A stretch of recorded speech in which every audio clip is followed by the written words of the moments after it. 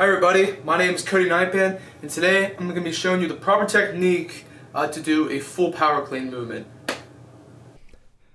So for the power clean movement, this exercise is very similar to the previously performed power snatch movement.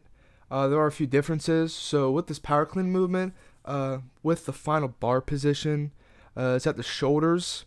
It's over the anterior deltoids, and the elbows are not extended; they are flexed instead of the overhead catch phase that the power snatch has. In the grip position, again with the power snatch, it was pretty wide. With the power clean, you want it about shoulder width apart. So those are some differences, how to properly get into the power clean position. And again, getting down to the squat phase, you want to stand with your feet placed between hip and shoulder width apart, and you want those toes to be slightly angled outward, again, so that those knees contract directly over the feet, and you're able to get down to that proper starting position. Again, you want to be able to squat down, and you want your hips to be lower than your shoulders. And that again, if people have some kind of flexibility issue or joint flexibility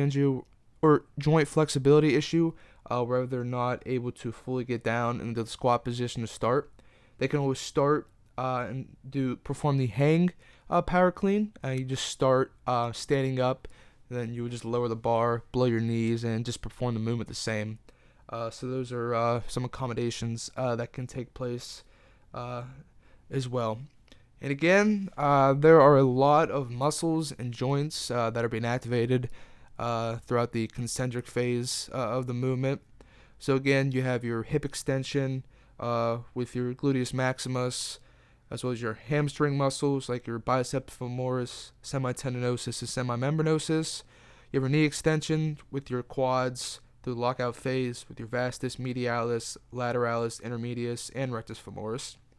Your gastroc and your soleus are activated during ankle plantar flexion, your anterior and middle deltoids, as well through the shoulder flexion, and the trapezius for the scapular elevation as well.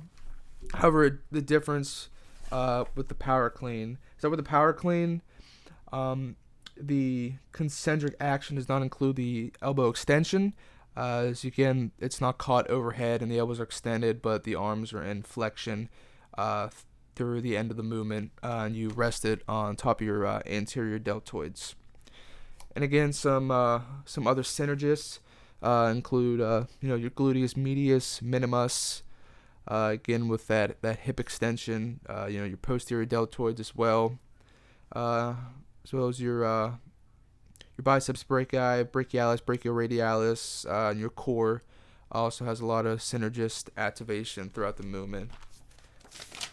And with this movement, it is a sagittal plane movement, so it's along the medial lateral axis, similar to the power snatch in the same plane of movement.